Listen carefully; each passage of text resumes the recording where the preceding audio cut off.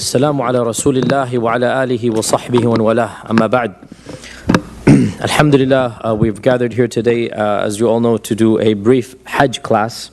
And this is obviously not the time or the place to give a detailed discussion, because that's something that will require many days of lecturing. And so what I'm going to do is just give a very brief overview and summary, and then open the floor for questions, because I'm sure for those of you who are going for Hajj, you have done the research that you need to. And it's not the time to do an actual fiqh class of Hajj. Will take us many weeks. And also, Hajj is a very complicated ritual. It's not an easy ritual. And theory is one thing and practice is another. Theory is one thing and reality is another. So I can give you a nutshell, the theory, but what's going to happen in your particular Hajj, there's 1,000,001 scenarios, right? Your bus was late, you missed this, you had to do that, you weren't able to walk here, the Rami was done at a different time. We cannot possibly cover all of the hypothetical scenarios that is going to happen. And therefore, the first piece of practical advice, and I'm going to give some practical advice, the first piece of practical advice: choose your religious authority from now. Who do you trust to ask for fatwa? Who are you going to ask when something goes wrong? Make sure you are confident in that person, because your Hajj is going to really depend on who you're going to ask for confusion. If you don't know what you're doing, you need to call up and you need to ask some fatwa. Have some authority that you trust. Some Hajj groups have a muallim. Most of them have some type of spiritual guide. Fact of the matter is, many of them are not, as you know, the state of the ummah, our religious clergy is sometimes not qualified to do what they're doing. So you need to make up your mind, who is the authority that you trust, and then stick with that authority. If you're happy with the guide that's with your package, alhamdulillah. If not, then find out somebody that you can contact. I'm not unfortunately going for Hajj, so I'm not the best person. I wish I could be your muallim, but I'm 2,000 miles away in Memphis. You might need something instantaneously answered. So find out, and believe me, there's plenty of people there. Generally speaking, it's not a problem. I would encourage you to also avail yourself to the fatwa booths. There are fatwa booths set up everywhere. Says questions, fatwas, and there are scholars there that are appointed by the government with translators in every language: Arabic, English, Urdu. Of course, they speak Arabic as a mother language. These are the people that are they're experienced, they know what they're talking about, and I would encourage you, if you cannot find anybody, to encourage yourself, avail yourself to that opportunity. So, inshallah, in a nutshell, we'll cover Hajj, and then we'll open the floor for questions, comments, and concerns. Hajj, as we all know, is the 5th pillar of Islam, and it is an obligation, and that's something that alhamdulillah all of you are familiar with. And it is the last obligation that Allah revealed of the arkan. It is the last of the 5 arkan, not just in order, but in chronological wujub. Allah revealed firstly the fast, the prayer, and then He revealed the fasting, and then He revealed the zakat, and then the final obligation that He revealed is the revelation of Hajj. And Hajj is obligatory with 2 conditions: physical capability and financial surplus. You need to be physically capable. If you're incapacitated, if you don't have a mahram, you're not physically capable of doing Hajj. You need to be physically capable, number 1. Number 2, you need to have the finances. And finances, again, it's a question of fiqh. How much finances do you need? The response is enough for you to do a Hajj that is comfortable for your socio-economic level. If you're middle class, then you expect to go on a middle class Hajj, right? And therefore you need to have in our times at least, what is the average, $4,000 or $5,000 or even more these days? 4,000, 5,000, 6,000. I mean, this is what it used to be. Even 10 years ago, it used to be 2,000. But prices are going up. So Allah does not require that you go like a beggar if you live a middle class life in America.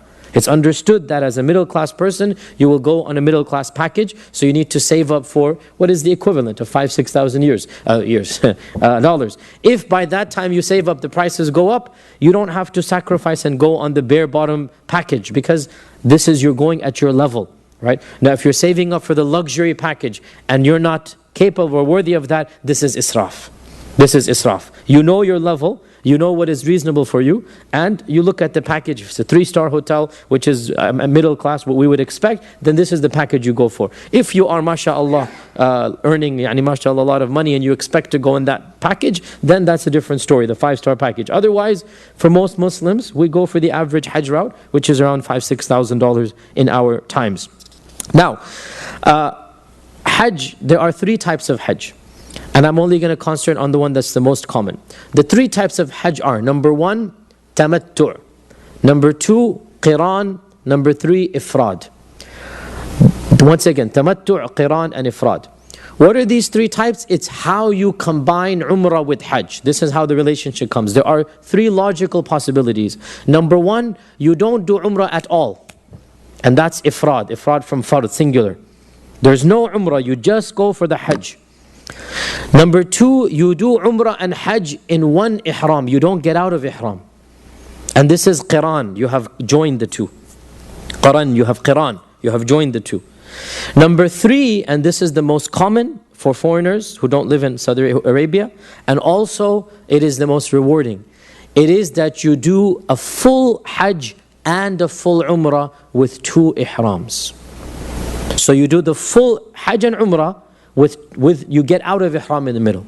And this is the best because it is two acts in one. You do the umrah and then you do the hajj.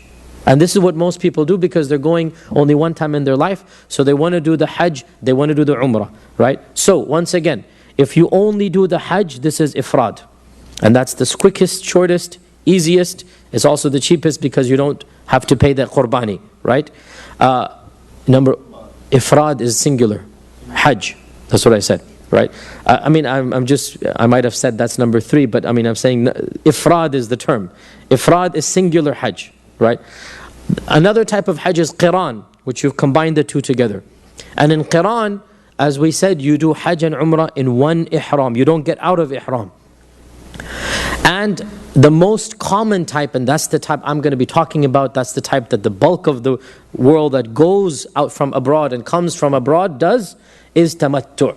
And tamattu' is also the most rewarding, and tamattu' is also the most actions in it, and that's why it's the most rewarding. And tamattu' is the full umrah, then you get out of umrah, and then you wait for the days of hajj, and then you do the full hajj. So tamattu' means enjoyment. It is called enjoyment because you enjoy getting out of ihram. There's a period of enjoyment, because in ihram you cannot cut your nails, shave your hair, enjoy your wife, etc. Out of ihram, all of this is permissible. So tamattu' means you did the umrah, then you got out of ihram. You finished, khalas, now you're done. Now you have 5 days, 1 week, 10 days, however many days. For some people, that can even be 1 month, 2 months. They're in the state of enjoyment. If they come in Shawwal, and they come after Ramadan, they're going to wait all the way till Dhul Qa'dah, Dhul Hijjah, until they do it. So, of course, for us in America, we cannot have that luxury. It's only 5 days, 2 days, 1 day. But tamattu' means you enjoy in the middle. And that's why it's called tamattu'. So, we're going to talk about tamattu'. We're not going to do the other two. If you're doing the other two, then come to me later or speak to me afterwards. But we're going to talk about tamattu' because that's what 90% of the world does. And that is what they should do if it's the first Hajj they're going for. The first thing that we need to understand is that Hajj must occur at a particular place, in a particular time, and a particular state of ihram. Place, time, and spiritual state are all important. Not like salah, you can pray anywhere. Not like dua, you can do it in any state. Hajj is a particular place. It has to be in Makkah, Mina, Muzdalifah, Arafat, understood. Has to be at a particular time, right? And for the Hajj acts, it must be on the 8th, 9th, 10th, 11th, 12th of Dhul Hijjah. You cannot do it on any other day. And it must be in a particular state, and that state is called Ihram, right? So Hajj is a very specific act. Particular place, time, and state. So, what is the Ihram? The Ihram is a state in which you declare certain things that are halal, you declare them haram, and that's why it's called Ihram. You have made certain things that are otherwise halal, you have made them haram upon yourself. And so the ihram is a sacred state that you enter and you declare in front of Allah, I am doing Hajj, so I'm entering the state of ihram. Now where is the ihram entered into? It is entered into in the mawaqit or the miqat. The miqat. The miqat, geographic locations, the Prophet ﷺ specified 5 locations. He specified 5 locations. Our scholars have taken those 5 and drawn lines between them, right? And so the ihram has become a boundary. because of these 5 locations. These are specifically mentioned in the hadith, and then our modern scholars, in fact even in the old, they drew boundaries. You don't have to go to one of these 5, but these are the boundaries that are made by the 5, right? And so when you cross the boundary, you must at that point or before it, it's permissible to go before it, declare ihram. You cannot pass the miqat without declaring ihram, or else you have to pay a penalty, right? So you have to declare the ihram at or before the miqat. Why do I say before? Because when you're going on a plane, you don't have to wait exactly at the minute, because you're not going to know. It is safer to declare your ihram 10 minutes, 5 minutes before you think you're going to enter it, and you are safe. Okay, because you can enter ihram before the miqat. If you pass the miqat, this is a penalty. You have to give a fidya, which we'll talk about later on.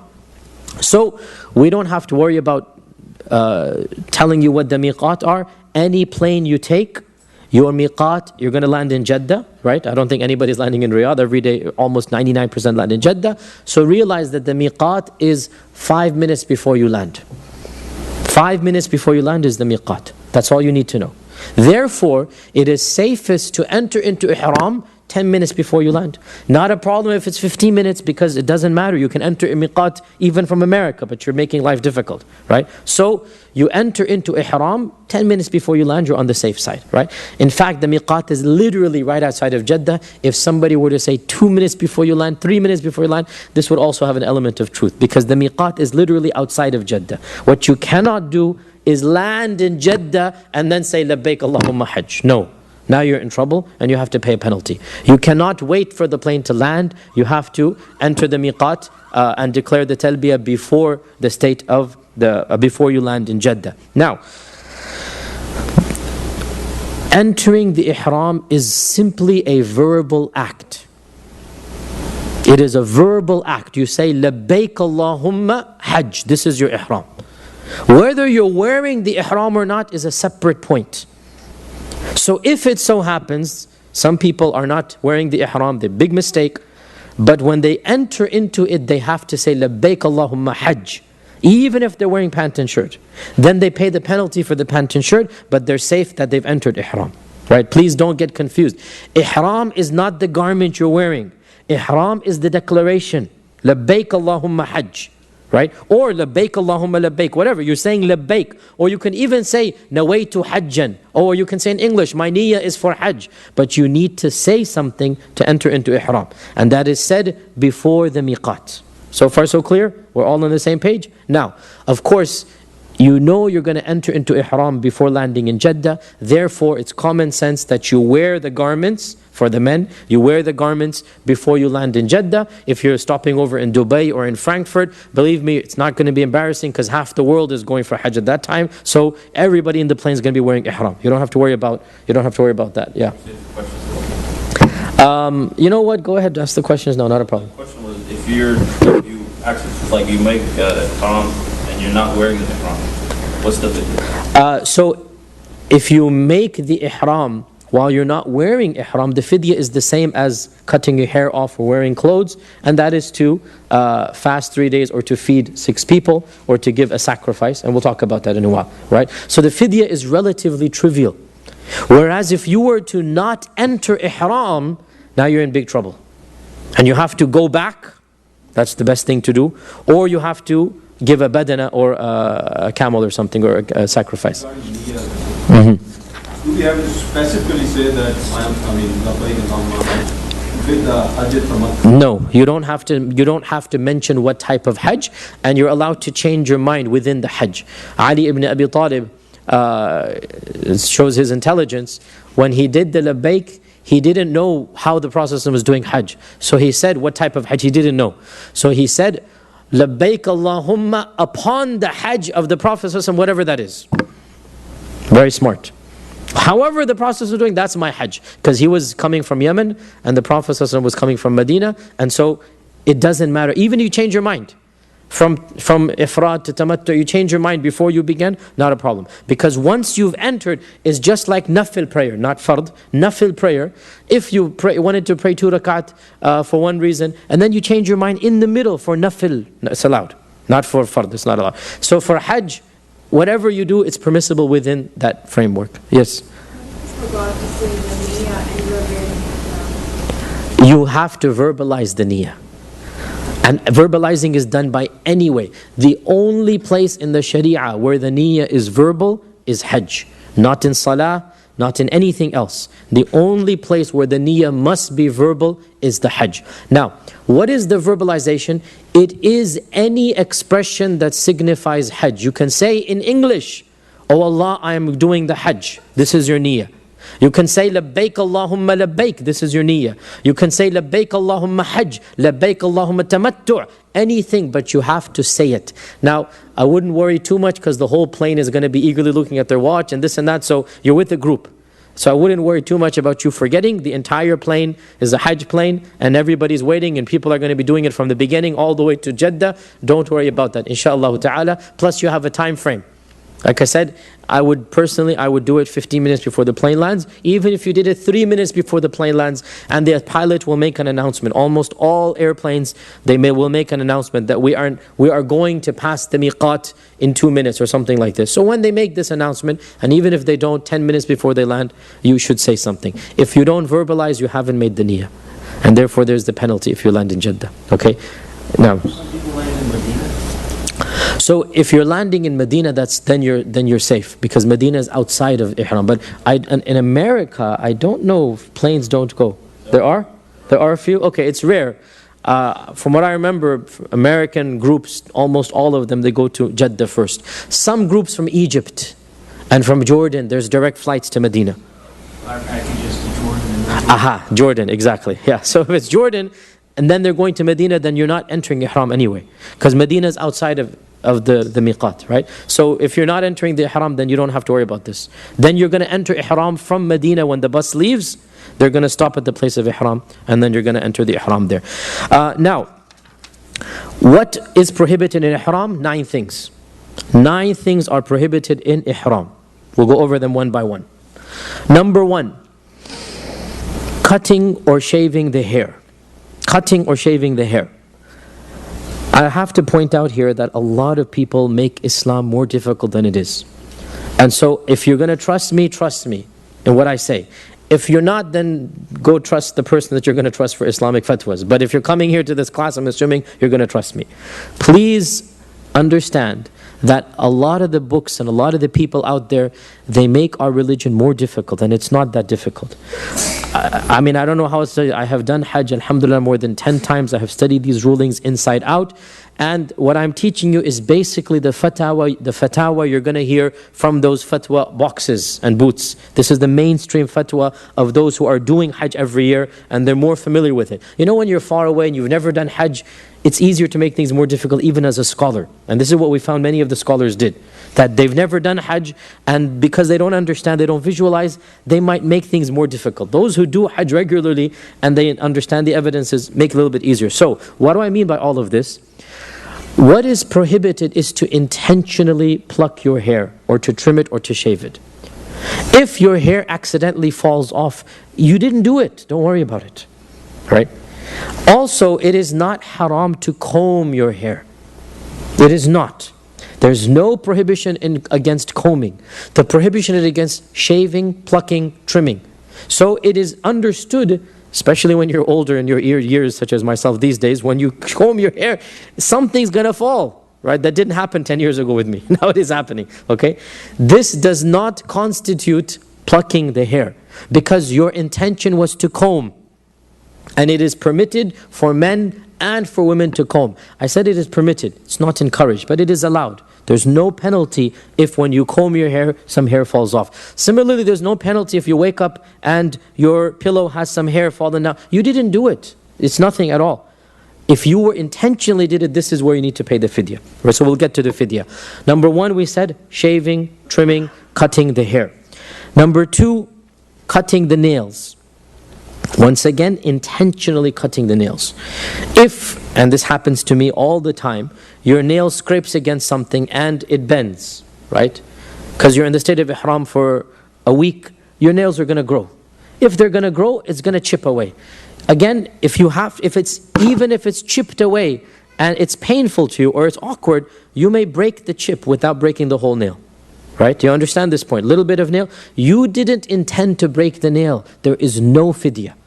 This is your hands grazed against something, cement or something, and it happens all the time, right? Or you pick something up, you have big nails, and it cracked. You didn't intentionally crack or break the nail, no fidya on you. What is not allowed, if you take the nail clippers or your teeth, or some people bite their nails or whatever, that would not be allowed. And again, this is intentional. Unintentional, everything that is done unintentionally is forgiven anyway. The Sharia has this, right? رَبَّنَا لَا تُؤَخِذْنَا إِن نَسِينَا أَوْ أَخْطَأْنَا. Anything that is unintentional. So even if you were just trimming, or pulling your beard like this, or pulling your hair, some people have a habit of, doing this, and then you realize, a hair came out. You didn't intend to do that, right? And therefore this is forgiven. Of course you should be conscious, but it's forgiven. There's no fidya on you. So number 2, we said trimming the nails. Number 3, now by the way, I need to explain to you the psychology. Why does Allah tell men and women, this is for both men and women so far, to not trim their nails and their hair? To remind them that there is a greater goal, that they shouldn't be worried about vanity, looking pretty and looking beautiful, that there's a bigger goal. That, at times of distress, imagine somebody whose loved one has died. Do you think they're going to be worried about grooming themselves and trimming it's something big happening, right? So Allah is telling you, this is your qiyamah now, right? This is, imagine qiyamah day, right? Imagine you have something you should have bigger things on your mind than making sure you're looking all pretty and vainglorious and looking at the window, mirror, looking at your image. No, there's bigger things to worry about. So Allah wants us intentionally to feel that we have bigger things to worry about. And so He's made these things prohibited without making the more bigger things, such as ghusl, such as washing yourself in the bathroom. Of course you need to do that, right? So Allah has prohibited the finer things of life and not the staple items of life. So number 2 is trimming the nails. Number 3, for men only, covering the hair. Now especially in the old days, covering the hair was a sign of modesty for men. It was a sign of dignity, right? Even in America, look at any black and white movie, what are all the men have their caps on? And to remove the hair covering was a sign of humility. Free men did not have their hair uncovered, only slaves did. And this is, by the way, even in Islamic lands. Free men didn't have this. This is culture. In our times, everybody, myself, all of you, all of us have our hair uncovered. This is culture. So the purpose here was to signify your servitude to Allah. That nobody had their hair uncovered except a slave. In Hajj, all of us are Allah's slaves. So we were all supposed to have the hair uncovered. And therefore, to cover the hair with a connected garment, such as a cap, such as a ball cap, such as a turban, this is something that is not allowed. However, to have shade and shelter, the Prophet ﷺ, Bilal would cover him with the sun with his own ihram, right? And the Prophet ﷺ sat under a tree. So there is one group, different firqah, they believe that you cannot have any covering between you and Allah. So their buses they have no covering on the buses. Their tents have nothing on top. This is that firqah. This is not Sunnism. This is the other firqah. For us, we can sit in shade. The Prophet ﷺ sat in shade. You can cover yourself with an umbrella. You can cover yourself with the sun with something that's not connected. But you cannot have a connected covering on the head. You had a question with this? Yes, regarding this thing, especially during that Ayyam Hajj. When you're sleeping, sometimes the doctor and sleeps on your head also. Is there a fidya for that also? When you're sleeping, the pen has been lifted from you. You don't intentionally put it on you. But if you're sleeping and you just put it on in your sleep, and you wake up, when you wake up you take it off. You didn't intentionally put it on you. Number four, and this is also for men only, and this is the biggest confusion amongst men. It says you're not supposed to wear unsewn you're supposed to wear unsewn or unstitched garments, right? This is for men. Now, people don't understand what unsewn or unstitched means, and they think that unsewn and unstitched means you cannot have any needlework on it. This is completely wrong. And the translation is wrong as well. What is forbidden is for men to wear a garment that wraps around the limbs. This is what unstitched means. such as my shirt, such as a jacket that has hands, for sleeves in it, such as a pant, slacks, jeans, undergarments, underwear. These are sewn. Your ihram has needlework on it. That's not a problem, right? A jacket, if you were to wear a jacket in the cold weather without putting your sleeves in, this is an unsewn garment because you're using it as a shawl. You guys following me? If I have a jacket, you put it on over you without putting your hands inside, you're safe. You're scot-free. Because you're not using it as a stitched garment. What is a stitched garment? A garment that covers the limbs. What is the limbs? The two hands and the feet, right? And therefore, pants are not allowed, but you cover yourself with that, with the ihram. Shirts are not allowed, but you cover the upper garment with something that wraps around. It doesn't have to be white, it doesn't have to be a rectangle, but of course it's the most convenient that it is shaped that way. And of course white is the most beloved color to the Prophet ﷺ. So that is why all the ihrams are white, and that is why they're shaped in that rectangle. But the meaning of unstitched is that you don't have leggings and sleeves. This is what it means, unstitched. And therefore, as I said, if you were to wear something as a shawl, even if that garment has leggings and sleeves, you're fine. Because you didn't use it as that, you used it as a wraparound. So the point being, for men only, they need to wrap things around them. And they cannot wear stitched garments. So this is point number 4. And of course for women, there is no ihram in the clothing. For women, there is no ihram in the clothing. They wear their regular clothes. It's only for men. Point number 5. Perfume. Perfume as well has been prohibited in the state of ihram. Of course, the big issue comes, how about that which is not intended as perfume but still emanates perfume, such as soaps, lotions, creams. In my humble opinion, these things are makruh, but they are not haram. They are makruh, but they are not haram. What does it mean makruh? It's best to avoid it. But there is no fidya on you. Why? Because nobody uses soap in order to perfume themselves. Right? Soap is not meant to perfume.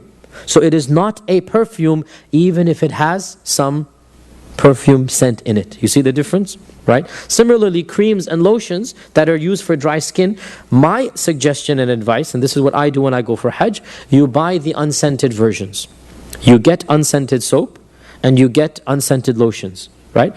So to be on the safe side, get that. But in and of itself, to use regular lotions and creams. Now there are those that are extra scented, so obviously this is a gray area here. You're getting more and more to the haram, right? But the average Jergens lotion, hand lotion, right?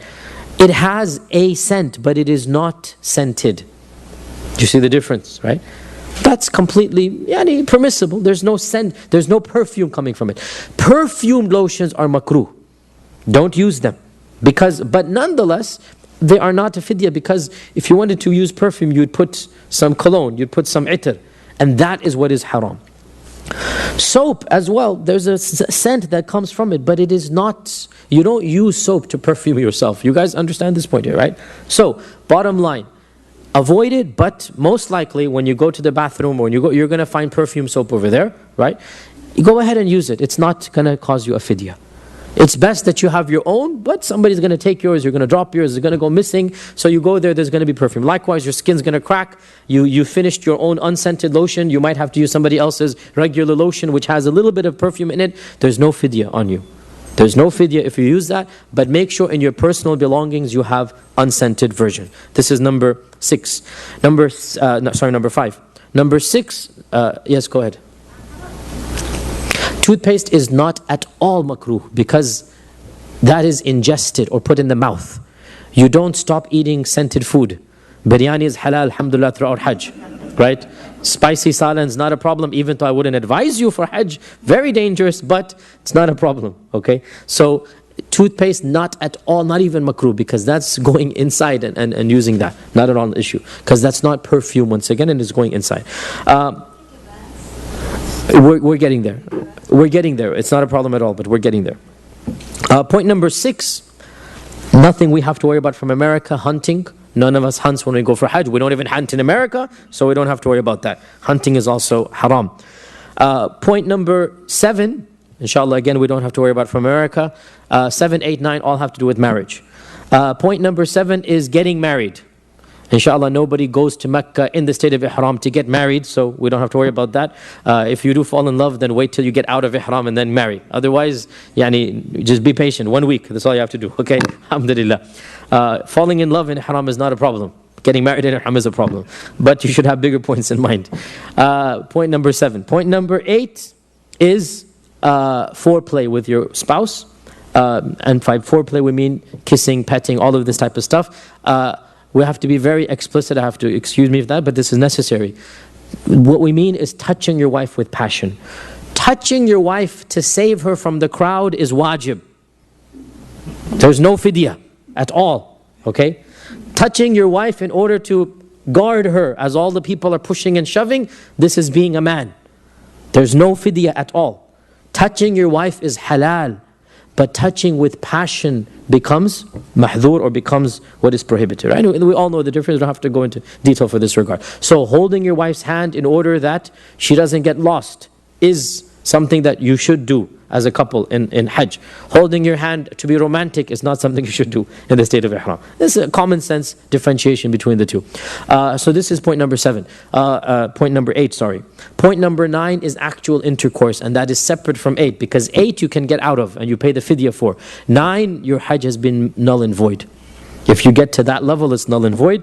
And to be honest, that's not anything you have to worry about, because there is no privacy at all during Hajj. Men are all together with men, women are together with women. So there's really, in the 10 years I've done Hajj, nobody has come to me with this problem, because it's not even possible. Even if you go in the superstar packages, generally there's men in the room and the women in the room, so they don't have to worry about this. So alhamdulillah. Otherwise, just for your fiqh knowledge, this, if you do it in the state of Ihram, this is null and void. Your Hajj is null and void. You have to repeat Hajj next year. Big problem, big issue. Just make sure that doesn't happen. Be patient until you come back out of the state of Ihram. These are the 9 mahdhurat, or the 9 issues of Ihram. Now, 1 point, footwear. Again, this is for men only. For women, there is no Ihram guidelines for clothing. They wear whatever they need to wear. There's the same jilbab, hijab, shalwar kameez, whatever they're wearing regularly, they wear in Hajj. There's no clothing requirements or issues. For our sisters from America, for those who are extra conservative, the issue of the glove and the niqab is something they need to discuss, but I don't see anybody wearing that over here, so we don't have to worry about that. Otherwise, the glove and the niqab should not be worn by a woman as a separate garment. Yes, you have a question? You don't? Yes. Oh, I thought you were raising your hand. Okay. For men, footwear.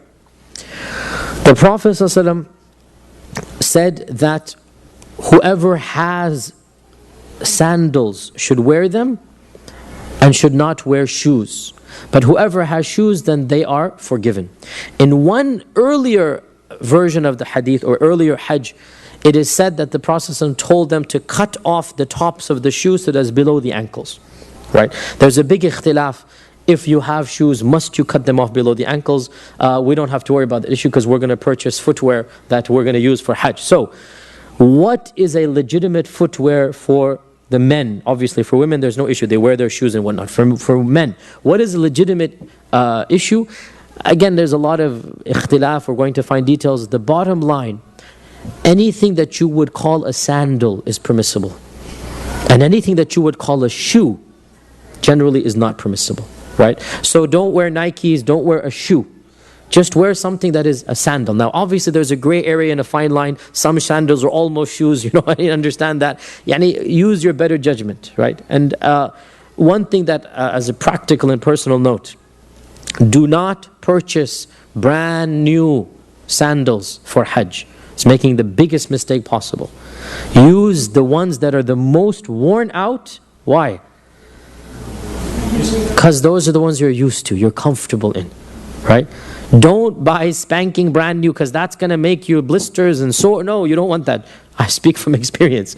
You want the ones that are the most worn out and the ones you're the most comfortable in, right? And therefore, if you don't have any, buy them from now and wear them on a daily basis so that you get used to them without socks. Because you need to wear the sandals without socks, because you cannot cover your feet. You cannot have the socks, because that is a sewn garment. Can we close the door? Maybe so that the kids are playing in the outside. That is a sewn garment, so you cannot have a sock, right? Therefore, purchase sandals that you're going to wear without socks and get used to those sandals. That is the best thing to do. You have a question with this? For sandals, is there a restriction if they are like a closed sandal from the backside, or do you have that? There's not a problem having it closed from the back. As long as a strap from the back is still a sandal. It's not a shoe. A strap that is in the back is still a sandal, it's not a shoe.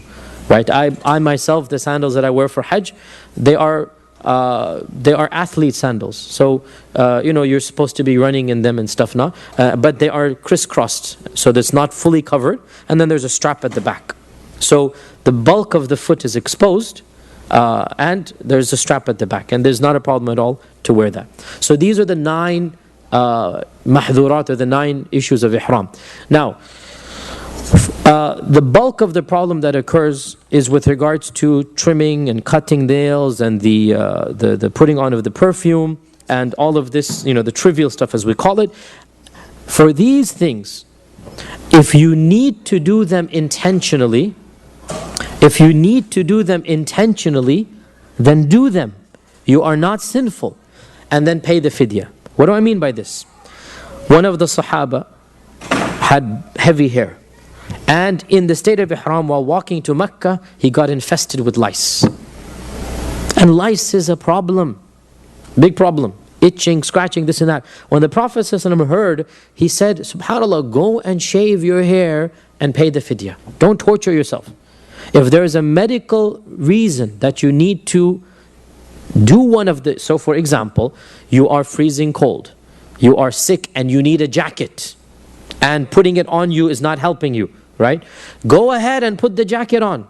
This is for men. For women, of course, they wear the jacket anyway, not a problem. For men, go ahead and put the jacket on. If you have a fever, you have a flu, you need to be protected from the cold, right? Go ahead and do it, and then pay the fidya. There's no sin on you, right? Similarly, any issues of shaving and trimming or whatnot, if you have to do it for medical reasons, there's no sin. What if you did it not for medical reasons, but for any other issue? In this case, comfort, let's say. In this case, you are sinful and you pay the fidya. For medical reasons, you're not sinful and you pay the fidya. For non-medical reasons, you are sinful, so you have to repent to Allah. It's not good that you did it, and then you pay the fidya. So there's a fine line between comfort and medical. So for example, if you have a blister and you need to wear a shoe rather than your now what defines a blister that is really painful? And this goes back to your better judgment. The bottom line, if you think that this is something that is a type of medical, not a darura is too big of a word, a medical expediency, it makes life easier for you for medical reasons, then you should do it. And you pay the fidya and you embrace Allah's concession that, look, Allah allowed me to do this, right? Another example, that some years ago there was this swine flu or bird flu, whatever happening, right? And so the government said everybody should wear the face mask, right? Because the virus was spreading everywhere. In this case, they should do it, but they pay the fidya, right? Now, I don't know if that is the case anymore. You know best, or have the government advisory now. The bottom line, if you want to wear it for medical reasons, and if there's a pressing need, then there's no sin. You go ahead and do it, and then you pay the fidya. You have to pay the fidya. You never get out of the fidya. What is the fidya? You may fast for 3 days. That's very difficult. Much easier, you pay the kafara, which is to feed 6 people. To feed 6 people. Right? And then the third option, you actually sacrifice an animal that costs 500 riyals, $200, very expensive. You don't need to do that. The easiest thing to do, and they're all 3 equivalent, the easiest thing to do is to feed 6 people. What does it mean to feed 6 people? Couldn't be easier. Anything, easiest thing to do. It's very easy. You go to the shawarma place in front of you, you go to the chicken stand, you go to any type of burger joint, whatever is there, you buy 6 meals, and you will find beggars aplenty. You will find people from all over the world, from India and Pakistan, from Bangladesh, from Africa, from people who can, and they're sleeping on the streets. And you go and you give them these meals, and you've done your job. 6 people and 6 meals, right? So you feed 6 people an average food item. What is an average food item? An average meal. chicken and rice, shawarma, falafel, whatever you're going to buy for yourself, right? 3 riyals, 5 riyals, whatever it's going to cost you. Very cheap.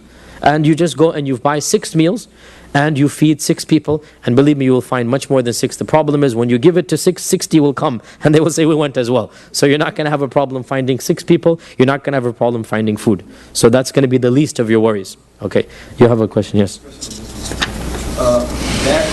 be a has to be played during those days over there, or should be played anywhere else? You will make your life easier doing it over there, believe me. Where are you going to find 6 people here, poor people to feed, right?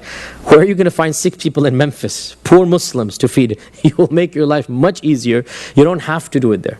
But believe me, it is better you do it there. Before you come back, feed 6 people. It doesn't have to be right on that day, but before you come back, you do that. Yes? The fasting, do you have to do it in the... Yeah, the fasting has to be done,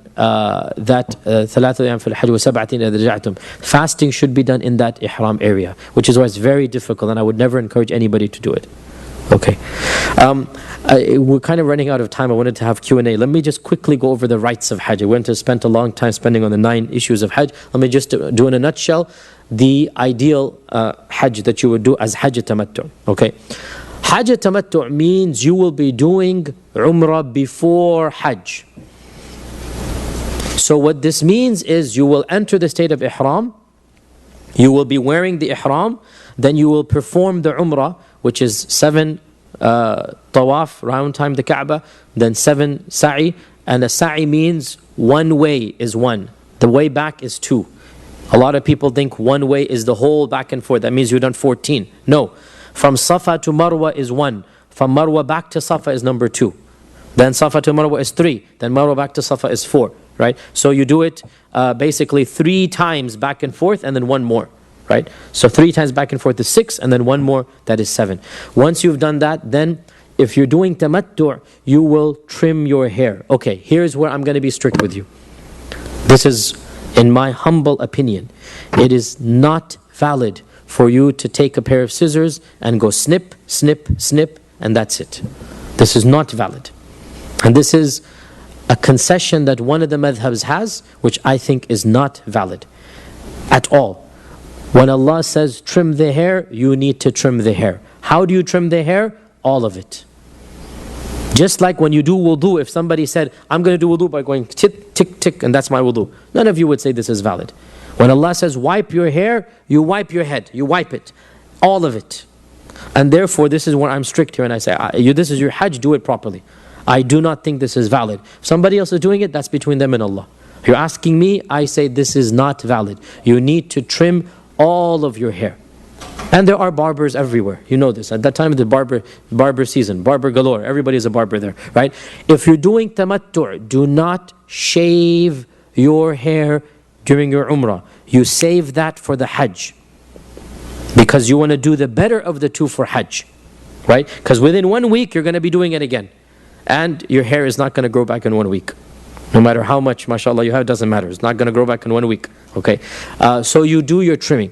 For women, they take their entire ponytail or their entire hair, as much as they have it, right? And they trim the tip of a finger. All of it. Not just one slip. So they gather all of their hair in one fist, right? And then the tip of it, they would trim for 1 fingernail. And that is the trimming for women. For men, they have to trim all of their hair. Once you've trimmed your hair, you are out of the state of ihram. This is your tamattu', remember. So you haven't done your hajj yet. This is the umrah of tamattu'. Once you trim your hair, khalas, you're out of the state of ihram. So you go back to your hotel, you take a shower, you perfume, you clothe, you do whatever you want. There is no ihram anymore because you're out of it. That's why it's called tamattu'. So once you've done that, you will remain in Mecca. Some groups go to Medina during this time and then come back. That too is fine, not a problem. Most groups remain in Mecca during this time. So this is Hajj starts on the 8th of Dhul Hijjah. This is most likely the 4th or the 3rd. They will come to Mecca. They'll spend 4 or 5 days. You do your ibadah, you do tawaf, you do whatever you want. That's fine. You're not in ihram. On the 8th of Dhul Hijjah, the only time ever you will enter ihram from where you are. This is the exception to the rule of ihram. Otherwise, if you were to do umrah or hajj anywhere else, or you're coming in, you must enter from the miqat. There's only one exception, and that is during the days of hajj for the hujjaj in tamattu'. That's why it's called tamattu'. You're enjoying. There's the one exception, and everybody will do it, so you don't have to worry about that. On the 8th of Dhul Hijjah, you will re-enter the state of ihram in your place of residence, your hotel, wherever you are, and you say, Labbaik Allahumma Hajj. You enter it again, Labbaik Allahumma Hajj, right? And on the 8th, your muallim, your guide, will take you to Mina. This is the day of preparation. There's nothing that happens there, and in fact, the entire day of the 8th is sunnah. If you were to skip it, your hajj is still valid. There's no fidya, no kafara, nothing. The 8th is the day of preparation. Yawm al-Tarwiyah, it's called preparation. You're preparing for the big day. So the 8th is not even essential. So if you do anything wrong, you cannot do anything wrong on the 8th, right? Yes? At what time you enter into Fajr time? After Fajr, before Dhuhr, this is Sunnah. After Fajr, right before Dhuhr. So the Prophet ﷺ would enter Ihram in the morning of the 8th, and he would travel to Mina. In Mina, you pray Dhuhr, Asr, Maghrib, Isha, and the next Fajr. So now we're on the 9th. 5 prayers in Mina. Sheikh, you leave Mecca with ihram? Yes, you leave Mecca with Ihram. From Mecca. Wherever you are, you leave Mecca from Ihram. Yes. You enter Ihram from your place of residence, your hotel, wherever you are. Now, as I said, these prayers and the staying of Mina, this is optional, voluntary sunnah. You should do it. Suppose something happened, you fell sick, you have a fever, stay in your place of residence and make sure you have arrangements to go for Arafat the next day. Keep your energy for the big thing. And that's the 9th. The 9th is the big day. This is the day that is the day of Hajj. The Prophet said, Al-Hajju Arafah. Simple Arabic. Al-Hajju Arafah. Simple equation. The whole Hajj is around Arafah. So keep your energy for the 9th day. This is what you need to do, right? On the morning of the 9th, most of you will be in Mina. In fact, everyone should be in Mina, but if it so happens you're not a problem. You make your way to Arafat. And on Arafat, on the 9th, you should aim to get there before Dhuhr. If you get there after Dhuhr, not a problem. But the sunnah is to get there before Dhuhr. And on the day of Arafah, you will pray Dhuhr and Asr shortened and combined. In Mina, they will be shortened but not combined. You pray 2 for Dhuhr and Asr, but they'll be at the regular timing. But in Arafat, you pray shortened and combined. Why? Because to show you that on the day of Arafah, there's something even more important than praying at its proper time. And that is dua. So, Hajj Arafah, this is what you've come for. To raise your hands to Allah and to beg and plead and cry and spend the entire day in dhikr and dua. Dhikr and dua. That's what you, even salah, you just get it out of the way. Soon as you arrive, time for Dhuhr, you pray Dhuhr and Asr, 2 combined.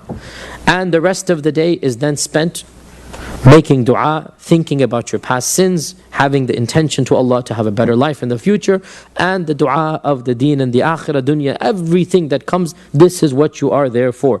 And I encourage you, and you know, wallahi, it sounds, believe me, remember this, those who are going for Hajj. You're going thinking that this is going to be the spiritual time of your life. When you get there, disease, plague, fatigue, thirst, noise, smog, your spirituality is going to be a problem to try to get out of you, right? It's easy to think, how can I not be in a spiritual state? Get there. See how tired you are. See how physically fatigued. That's the whole point of Hajj now. You need to extract the ruhaniyah out of you because you're so tired. You just, it's everything. Believe me, it's a problem to get out of that. Another point is, and it sounds so petty that you might even get angry at me for saying this. You will not believe Hajj has become a tourism for many of the people. Talking, blabbering, ghiba, backbiting. Can you believe, and I have seen this too many times, people literally gossip on the day of Arafah. Now you're going to say, not in my group. Mark my words, write it down, in your group. In your group, laughing, joking, talking about I have even had people, when I used to do Hajj, there was no internet connection. Now I'm sure they even have that. They're listening to the radio for the latest basketball scores. Because there was some game happening, the Lakers versus somebody that day, right? Or one year there was the finals of the football happening, right? And so, can you believe? Now, people are smoking, doing all of this. Yeah, I mean, smoking, they don't even think it's haram. So, for it's even worse. And, my point being, realize you need to cut off from those people. Don't sit with them. Don't listen to the basketball scores that day. You're laughing at me. Believe me, you will be tempted on that day. Because that's what shaitan wants you to do. You will be tempted to waste your time in this type of, ghiba and backbiting. And not even ghiba, just talking about stuff of useless time. Cut away from them. The best thing to do, walk outside of the tent to a private area. Shelter. Be under shelter because it's hot. Have lots of water, obviously, practical advice. But just break away from the group. And just sit there with your dua and your dhikr books and whatever you have. And just private. Have your water and have your dhikr and dua. And spend 3-4 hours solid away from society. Not meaning outside of the tent, you're on your own, under the tree. Especially before Maghrib. The Prophet ﷺ would actually come outside of the shade. And he would, in the sun. Now, this is, what time is this? This is 20 minutes before Maghrib, 30 minutes before Maghrib. Not in the Dhuhr time, that's going to be too hot, right? When the sun has lost the heat. The process would literally go into the sun, out of the shade. Don't do it at 3 o'clock. Do it at 6, 7 o'clock. Whenever is Maghrib, 20 minutes before. So around 6 o'clock these days would be. The Prophet would go out into the sun and raise his hands up to Allah Azza wa Jal directly. And hands all the way up, making dua. And you'll see a lot of people doing this in your group as well. And that's the time to do it, right towards the end. You're not allowed to leave Arafat before Maghrib. And you cannot because the gates are closed anyway. So there's not even an issue. Even if you tried to, the police would stop you. You're not allowed to leave Arafat before Maghrib. After Maghrib, the gates open up. For most of you, you're going to be sitting in your cars for 3, 4, 5, 6 hours because there's going to be traffic jams, right? And this is very frustrating. But that's what you got to do. The gates are open, but you are 5 miles behind the gates, right? And the buses are all stacked up and lined up for 5, 6, 7 miles. Sometimes I have even waited until 11 o'clock before the bus moves. And Maghrib is at 6:30, right? So for 4 hours, 5 hours, you're sitting in that smog. And that's the worst, one of the worst parts of Hajj really is that time. Because it's just so much, all the buses and all the people, bathroom is a problem, this is a problem. It's just chaotic at that time, right? And this is a part of the Hajj experience. I wouldn't advise you to walk it at that point in time. Unless you're a group of young men. Then it's permissible or it's good. Otherwise, it's just not the time. You want to walk it, do it the next stage, which I'll tell you. From Arafat, you will go to Muzdalifah. Muzdalifah is an open plain. There are no tents, there's no hotel. Unless you're a guest of the king, you have a palace up on the mountain. Otherwise, you're all in the open. Muzdalifah is the most disorienting time of Hajj. The most chaotic. It's only 6 hours. Because you'll get there 11, 12 o'clock.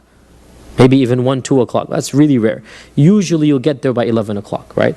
What is there? Wherever the bus is able to find parking. That's where it is. Where do you sleep? Wherever your bus has parked, you just sleep right outside over there. That's the most difficult time of Hajj.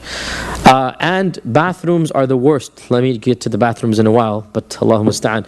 That is the most difficult time. Some practical advice before I forget. This is the time when the bulk of the Hujjaj who are going to get lost. If it's destined for you to get lost, 90% of the time it will be on this night. Why? Because you wake up and you see 3 million people sleeping out in the open, right? And you see in the distance, perhaps half a mile away, the bathroom. So you're like, khalas, straight line from me to the bathroom. Okay? Sure, it's a straight line. When you get out after 2 hours, when you get out, you look and the whole world looks the same to you. Completely. And you're like, hold on, I remember so clear. So this is the most difficult time, right? You need to be very careful about where you're going from. Look at your signs, look at your bearings, everything. Use your common sense. Mountains, poles, bridges, whatever you see. Make sure every while you're walking to the bathroom, look behind you and look at the area. See when I come back, what am I going to see? Make sure you look at it, all right? Another problem is you might be using a bus as your guidepost, this red colored bus. You come out, there is no red colored bus because it's left. Don't use buses, okay? Use permanent structures, okay? Use something that you can see. And it is very problematic, definitely. There's no question. Long lines, 40, 50 minutes is common for the bathroom. And that's why it will come to practical advice. Eat little. Eat little. It's going to be easier for you in every sense, right? Of course, drink. You have to drink. Hydration is very essential. In Muzdalifah, there's a common myth that you have to get the stones. This is a myth. You can get the stones from anywhere. However, it's convenient to get them from Muzdalifah because Muzdalifah is a stony area. But I get them usually on the 8th day when I'm in Mina. That's when I get them. Get that out of the way. The Prophet ﷺ did not tell us where to get the stones from. We don't even know where he got them from. We don't know where he got them from. So this is a common myth that you should get them from Muzdalifah. No. You can get them from your backyard in Memphis and go with them if you want. Not a problem. As I said, I've done, alhamdulillah, more than 10 Hajj. My methodology was to get them on the 8th day of Dhul Hijjah in Mina. Because that would get one thing out of the way. So I wouldn't have to worry about it. And the point of advice, have a nice pouch for the stones, right? Plastic bag or some type of pouch. I mean, you don't have to buy a fancy leather pouch, but if you want to, then go ahead and buy a fancy leather pouch. But have something to put the stones in, right? How many stones do you need? Do the math. On the 10th, you're going to need 7. On the 11th and 12th and 13th, you'll need 21 each. So 21 times 3 is? 63. Plus 7? 70. Okay? So have these 70 stones and then add 10 for just in case. Just in case you drop one or something like this. But around 70 or so you're going to need. Now the Prophet ﷺ told us in an authentic hadith, when Anas came back to him with some nice big, mashallah, heavy stones, he said, no, this is too big, he said, Anas. Something like a chickpea. You all know a chickpea. The tip of your finger. Something like this, he said. And do not go to extremes in your religion. This hadith is about the size of stones. So the size of the stone should be small. It's symbolic. Now don't go to extremes. You examine every stone. You put your finger on it. Look, just you have a rough idea, right? Something that's the size of the tip of your finger. That's all. Keep it like that. Don't get some heavy stones because that's not the purpose. So you get these small stones anywhere. You want to get them in Muzdalifah, get them in Muzdalifah, but there's no reason to do that. And believe me, you really don't want to be spending an hour compiling stones in Muzdalifah. Yes, 90% of the Hujjaj are doing that. You can get on to other things, okay? So, you'll spend the night in Muzdalifah, you wake up and you pray Fajr in Muzdalifah, and then you go to Mina. Here is where, if you're fit and up for it, I would in fact encourage you to walk it. Why? It's not that much of a walk, an hour. And when I say young and healthy, I mean women do it all the time. It's just a matter of if you can walk for an hour at a regular pace, that's fine. You know, you'll get there before most of the crowd. It's nice and healthy, fresh air. And it's just, you know, the smog and the hectic traffic, you'll just get out of it, right? Now, when you get to Mina, point of advice I forgot to mention, please make a note, memorize where your tents are in Mina on the 8th of Dhul Hijjah. Memorize where the tents are. Because you're going to come back to the same tents on the 10th. So memorize it. And how do you memorize it? Very simple. Alhamdulillah, all the tents are numbered. All the tents are numbered. And it's rows and columns. So it's very easy. And if you don't know, you ask. There are lots of Boy Scouts, lots of guides there. You say, where is number 3-109? And they say, oh, 3109 is that way. And you'll keep on saying, you look up and you find numbers everywhere, okay? And once you get to 3109, you'll remember where your tent was, and that's going to be your tent. So when you walk back, you know where your tent is. And if you look around, you'll even find big maps in Arabic, but you all read numbers in Arabic, and it'll say where you are, you know, you are here, big arrow. And then you see 3109 where it is, and you go find it. Not a problem, okay? Can you leave Muzdalifah before Fajr? If you are a elderly or a woman or sick, then yes, you may. And if you're young and healthy, then you should not. The Prophet ﷺ allowed Salama. Salama was not sick. She was just getting on in years. She's not even old. She's the Prophet's wife, ﷺ, right? He allowed Salama to leave Muzdalifah after midnight. And he allowed Ibn Abbas, who was a young boy, to accompany the women because he was with the women.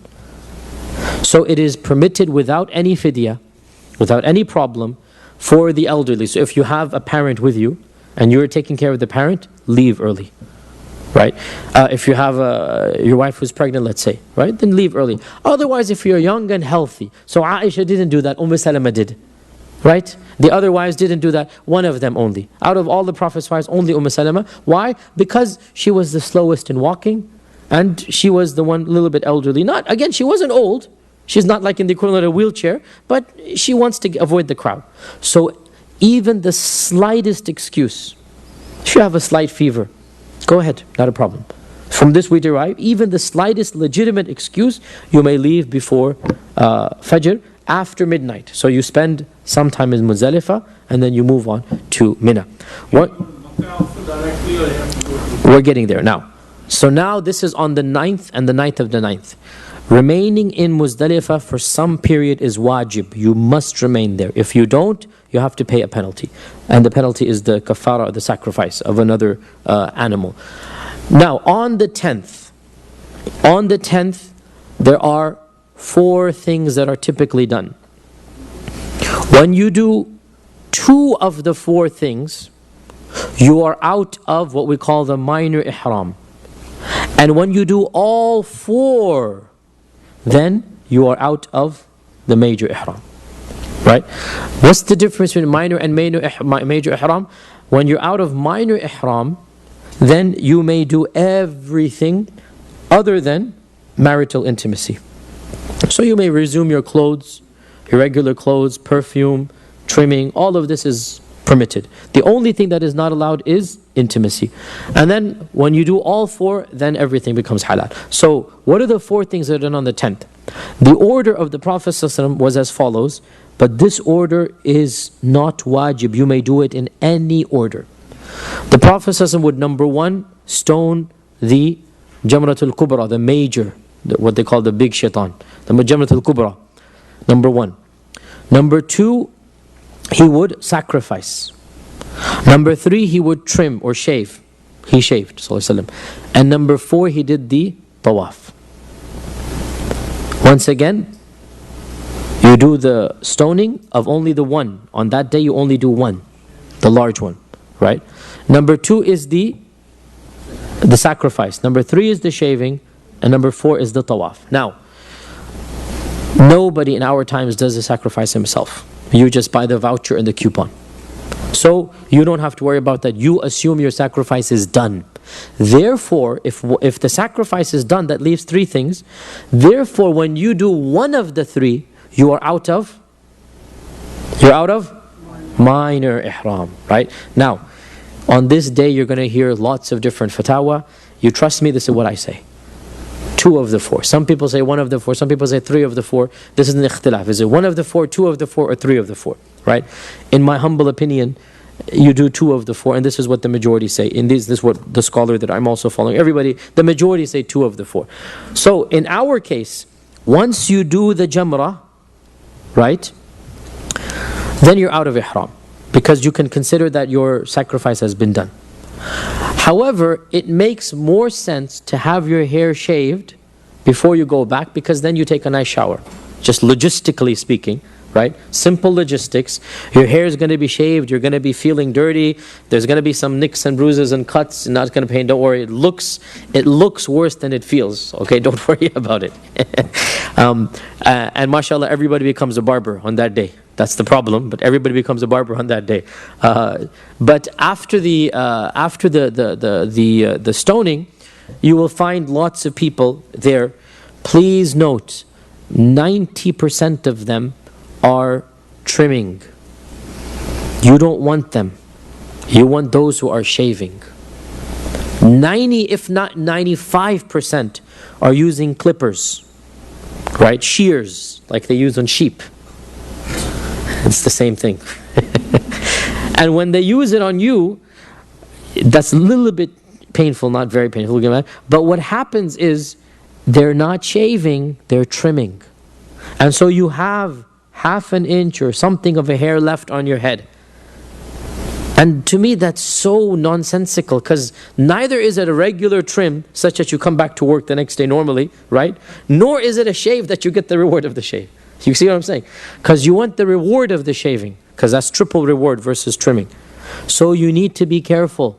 90, if not 95%, and you need to search for somebody who's shaving. And of course the sign is they're using the open shave. You know, and over there they use the open shave. The old-fashioned one, you open it up and they put the blade in. Okay? That's the old-fashioned one. Point of advice, make sure your guy uses a fresh blade for you. Some of them are cheapskates, right? Or do it yourself if you have some experience, or you do it to each other if you have some experience. I did. Yeah. Well, no, if you trim it, then you're trimming it. You trim and then shave. Yeah, then you've trimmed, then you've shaved. You see what I'm saying? Then you've trimmed. That's what you've done. It should be shaving. Look, I have done Hajj plenty of times. You will find people. You just have to ask and look around, right? You'll find people, they'll shave it. Once you've done that, now khalas, you are, alhamdulillah, you will be looking forward to the bathrooms in Mina for the only time in your life. Because there you will now take a shower. You will take a shower, use mashallah perfume soap, you're going to feel like a fresh man, and we hope inshallah you're literally now a new baby born. That's what the point is now as well, right? You will feel fresh and rejuvenated inshallah ta'ala, and then you wear your regular clothes and put your perfume on and trim and whatever you need to do. Now it is legit. And then on the 10th, after that there's nothing for you to do once you've done the tawaf. You may delay the tawaf. Because if you delay the tawaf, the only thing is you're going to be in the state of big ihram. Right? And there is no privacy that you have to worry about that anyway. Okay? So you may delay it. I usually used to delay it to the very last day. But again, once you've done a lot of Hajj, you start taking shortcuts. You don't want to do that. Okay? If this is your first Hajj, you want to do it right. You don't want to take all the shortcuts like I used to do. Aim higher than that. Once you do Hajj for every year, then you start getting a little bit lazy. So you want to do it properly. So maybe on the night of the 10th, when the rush is a little bit less, little bit, relatively less, because it's never going to be quiet in that time. Maybe at midnight you go and you do tawaf or something like that on the 10th, or whatever you want to, whenever your group wants to. Once you've done your tawaf, this is your main tawaf, tawaf al-ifadah. This is your main tawaf al-ifadah that they have. You on the 11th, 12th, and 13th, all you need to do is to stone. Right now, the 13th is optional, by the way. Right. The 13th is optional. What is required is 11th and 12th. But Allah says in the Quran, مَنْ تَعَجَّلَ فِي يَوْمَيْنِ فَلَا إِثْمَ عَلَيْهِ وَمَنْ تَأَخَّرَ فَلَا إِثْمَ عَلَيْهِ. Whoever is hasty and leaves in 2 days, there's no sin. And whoever stays for the 3rd day, then there's no sin. So 11th, 12th, and 13th. Now you need to ask your muallim and guide. The bulk of the Hujjaj leave on the 13th.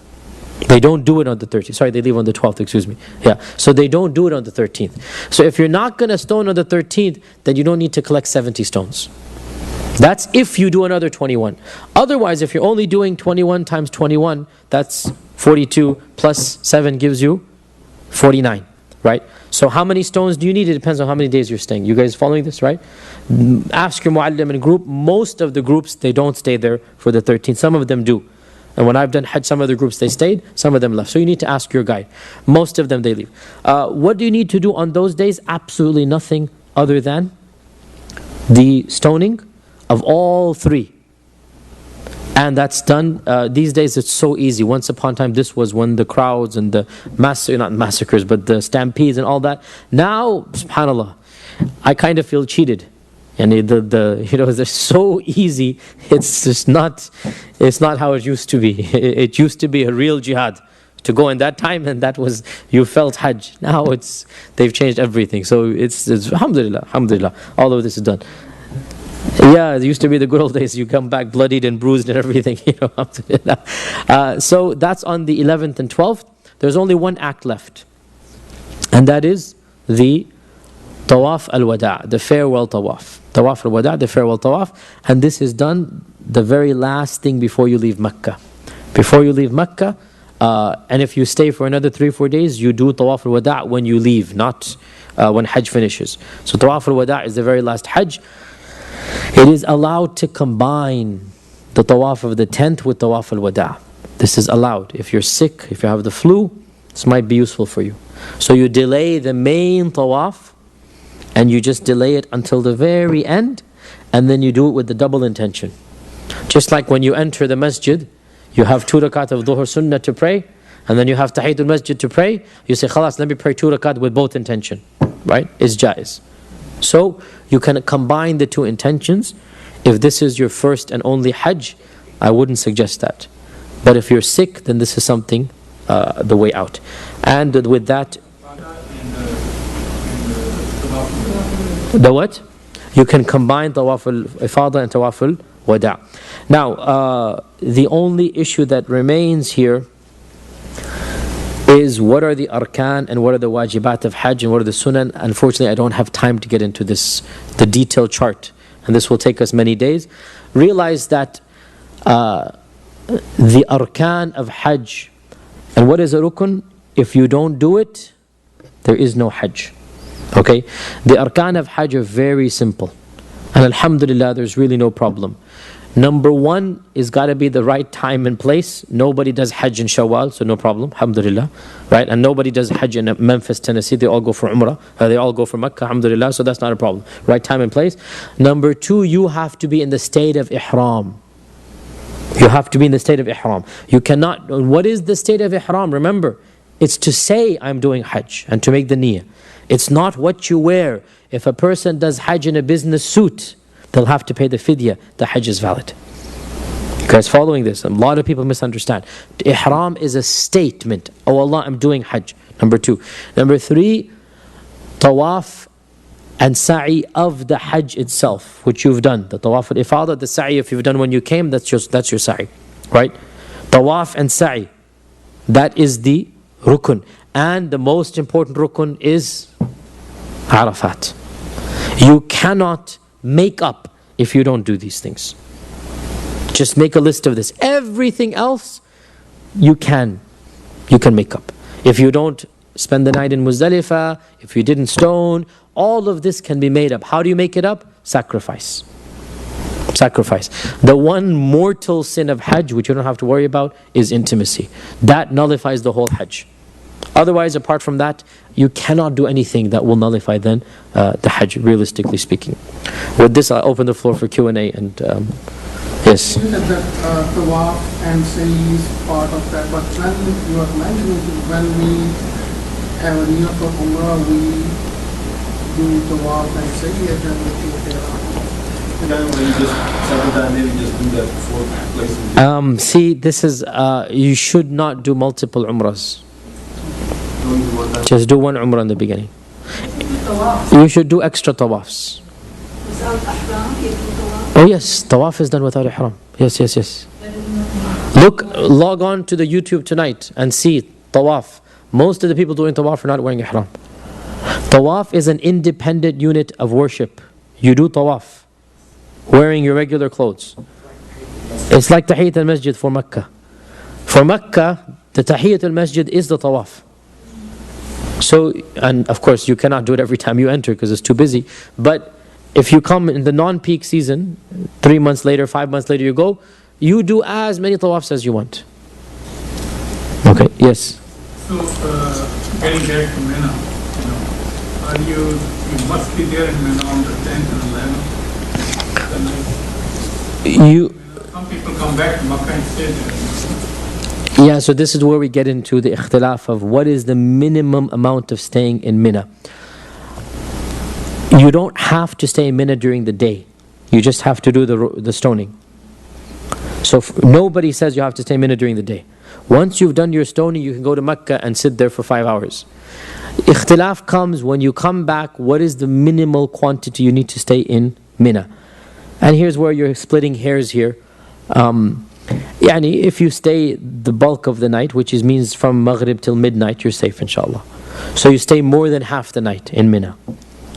Most of you will have your tents in Mina. So you don't have to worry about this issue. Some groups have fancy hotels in a place called Aziziyah, which is outside of Mina. Right? This is the rare. Most groups, they stay in Mina. You don't have to worry about it. For those who have hotels in Aziziyah, the issue comes, I had a number of Hajj packages like this. We would literally go to Mina in our buses and sit there for 5 hours and then come back. You don't feel like Hajj. You're copping out. This is a trick out. It's not good. Stay in Mina like the Prophet ﷺ did is better.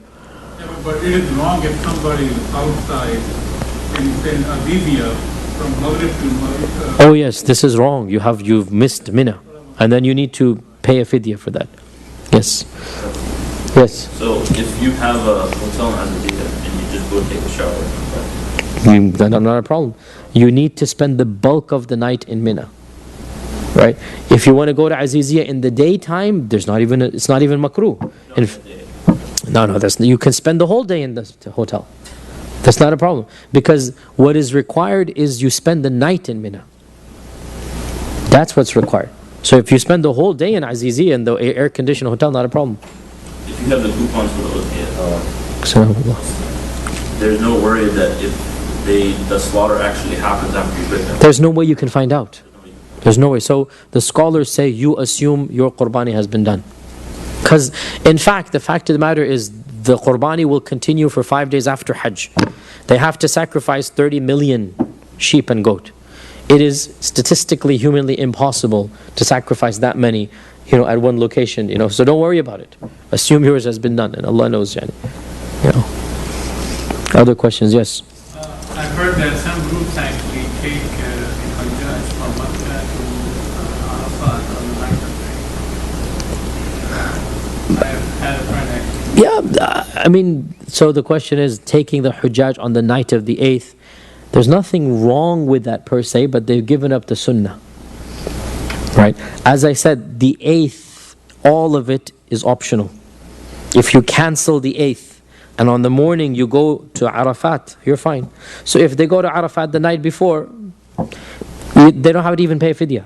There's no kafara, nothing. Because the 8th is preparation. Tahiyyah, it's not the real Hajj. I just missed one point, but when you sacrifice, that's your minor ihram is finished. Yes. So when you do all 4 of them, your major ihram is also finished, or you still have to wait for the next 2 days also? No, then you're finished. Your major ihram is finished. So once you've done the tawaf, basically, in the tamattu' case, right? Because the tawaf is what you delay. All the rest you do right then and there at Mina. Once you do the tawaf al-ifadah, then you're out of everything. Other questions? Yes, go ahead.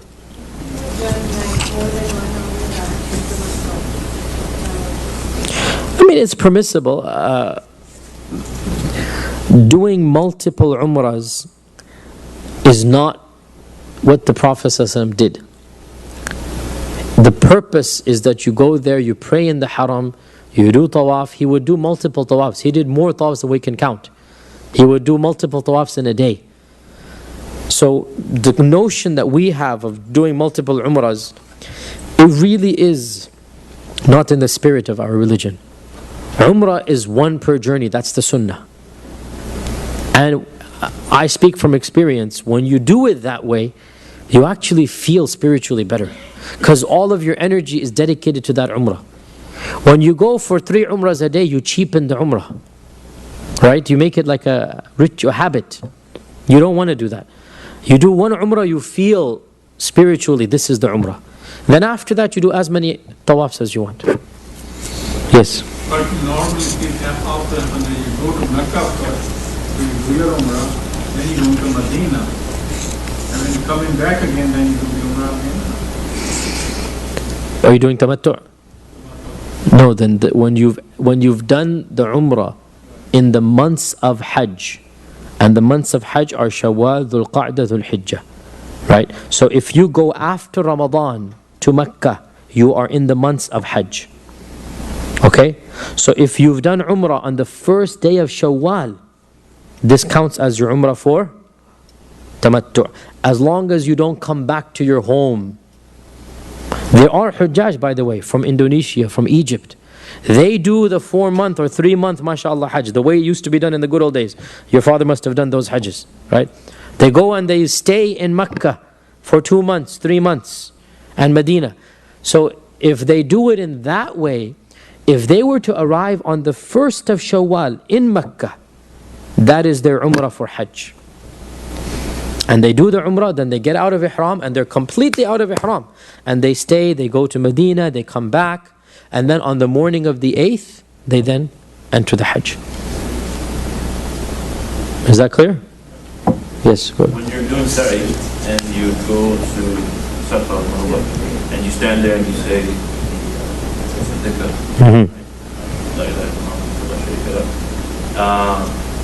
you do that 3 times, right? This is simple. 3 times, and in between them you make your own du'as. Yes. So you make dua in between them, not say it 3 times. Then. No.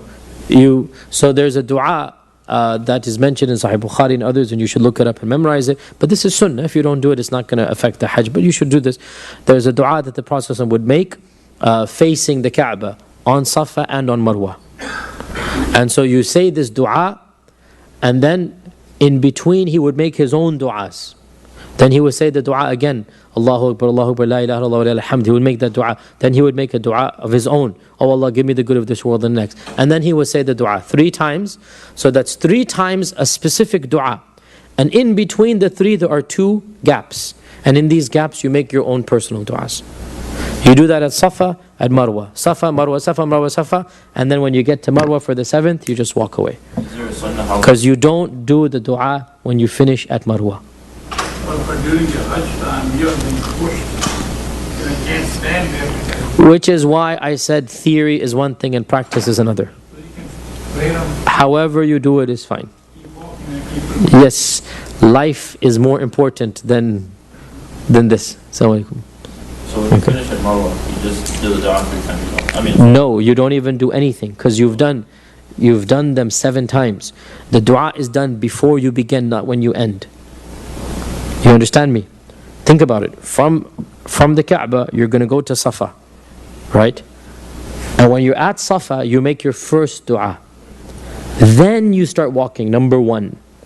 Then you get there, dua number 2. Number 3, 4, 5, 6. When you start your 7th, you make the dua. When you finish the 7th, you're done. What is the ritual when you finish the 7th? Cutting the hair. You don't make the dua at the 7th. Okay? Yes? What if people don't want to say the Mia words before Miqat? Say something that You are worried about this issue. I'm telling you, you shouldn't be worried about it. It's not going to happen. Especially because you're so worried about it. Then you'll remember to do it. I forgot to say verbally. Until you landed in Jeddah. No, even if you said it right before landing, you're fine. But nonetheless, if you forget to enter, because, mashallah, you want to be perfect, I would say you should hire a cab and go to the miqat, drive 30-minute distance, not that difficult. It's going to cost you 20, 30 bucks, not a big deal. You tell the driver we want to go outside the closest miqat, so he'll drive there, and then you enter miqat and you come back in. This is going to be the best for you. If you're with the package, which you're going to be, and you don't know how you're going to get there, this and that, in this case, you need to pay the penalty of entering the ihram after the miqat. And the penalty is another sacrifice, which is $200, $300. You pay the penalty, the fidya. Okay, yes? Is it sunnah to make the dua when putting on your ihram when you go on 8th in Ahmadani habits, like to make the intention while you're doing it? Is it, or just if you think? No, because that in habis and habis, that's when you're outside of Mecca and you don't know if you're going to get to Mecca. Right? Once you're in Mecca, I mean, you are there, so it would not be in accordance with the sunnah. But if you were to make the condition, then you are scot-free. If you miss tawaf al-wada' but you have done tawaf al-ifada, if you are a woman whose monthly cycle has started, So bus was late, and we have to leave with a group to go to Medina.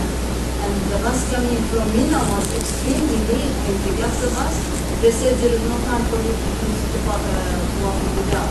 We missed it. yeah, so if you miss it but you've done ifada, then your arkan have been done. But you should pay a fidya, a sacrifice, a hadi for that. Because that is a wajib that has been left. But it is excused for women in their monthly cycle. It's excused, they don't have to pay the fidya. But in your case, no, it's not excused. So you should pay a hadi for that. A few more minutes left, yes. When you make the tawaf al-wada, I mean, is this the time literally your bag should be packed ready to go as soon as you get done? Or is it like still something? So realistically, when you make tawaf al-wada, it's not in your control. And the driver will tell you, for example, be ready at 4 o'clock for the tawaf. Finish, right? And you'll probably finish, because you're a mashallah young man, you'll probably finish by 2:30. Because he's going to time it according to the most elderly person in the group, correct? Right?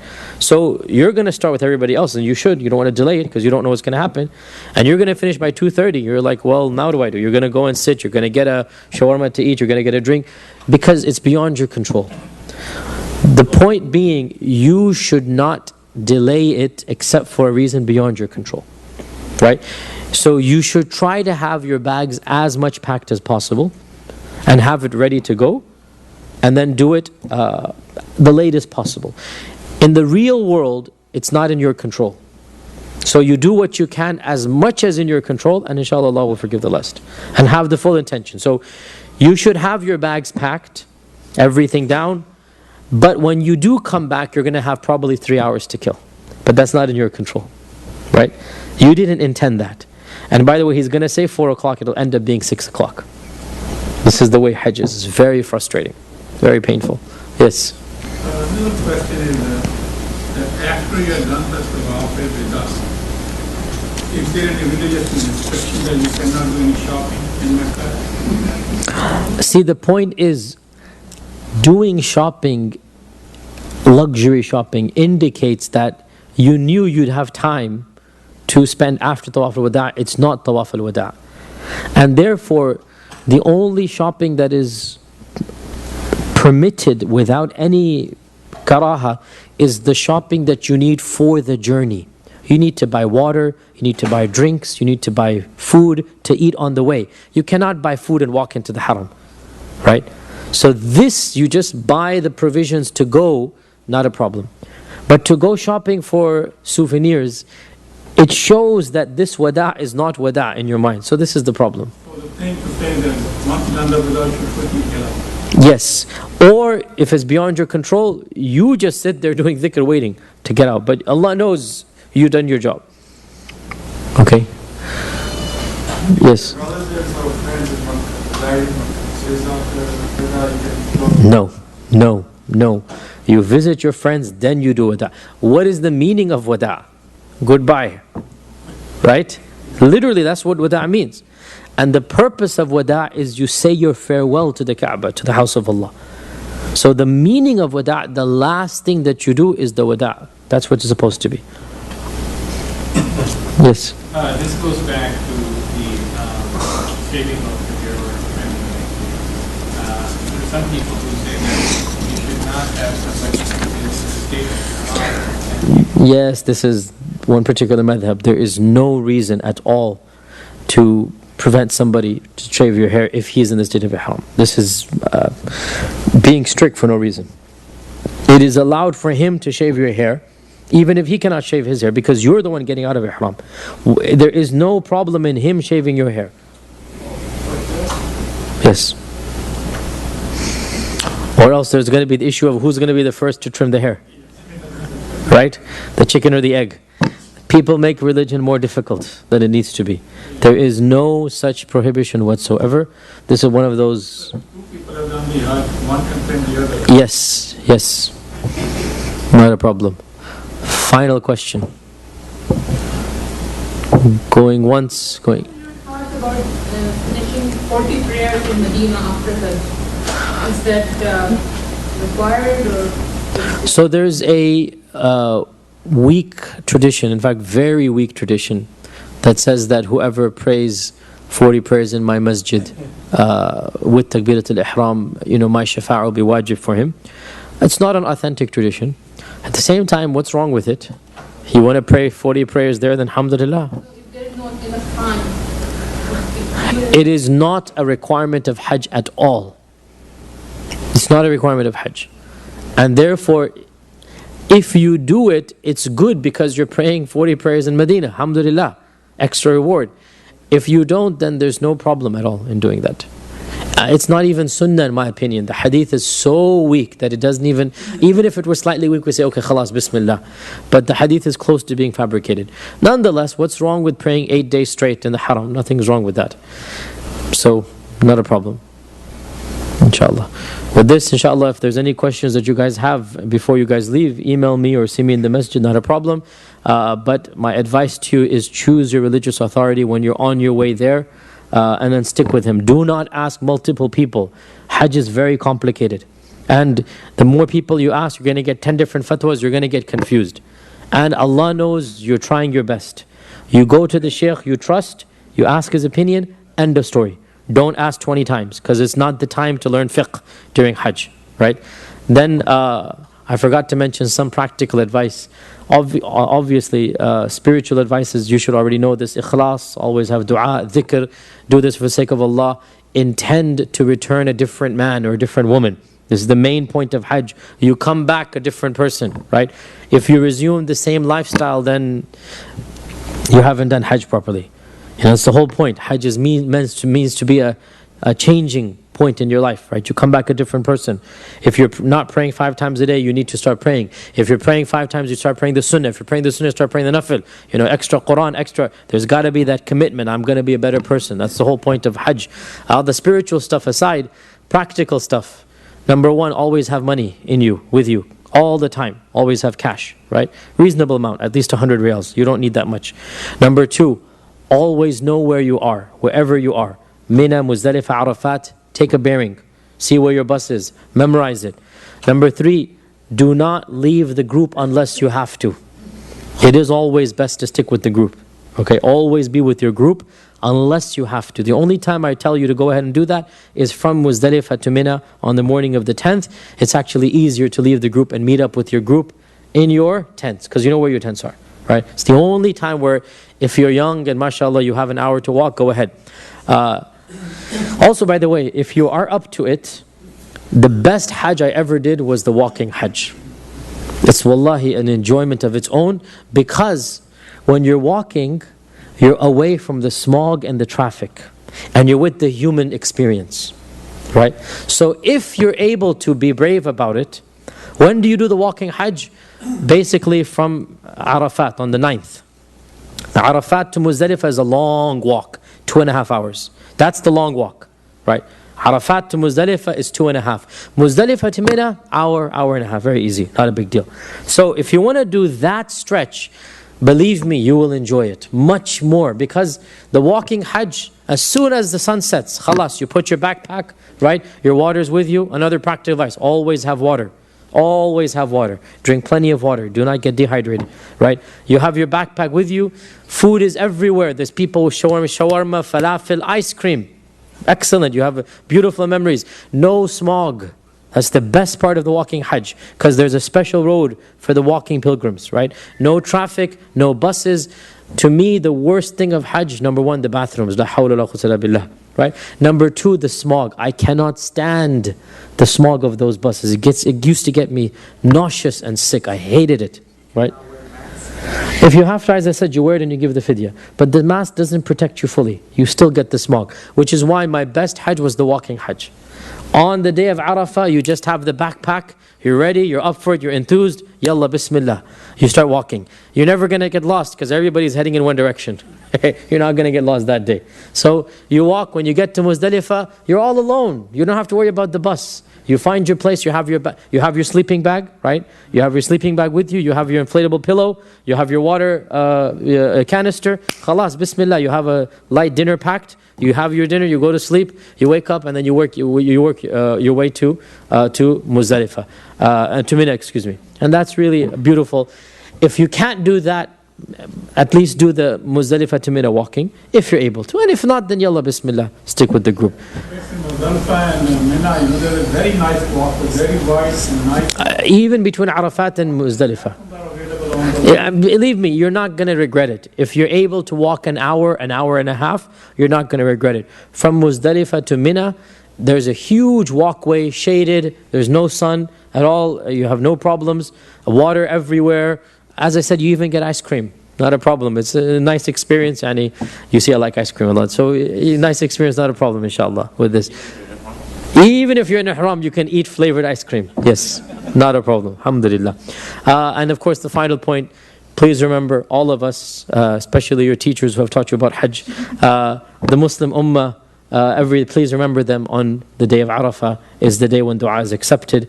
Have extra sincere dua for everybody, and inshallah may Allah accept your Hajj, and may Allah allow us as well to do plenty of Hajjs in our lifetimes. Jazakumullah khair, wassalamu alaikum wa rahmatullahi wa barakatuh.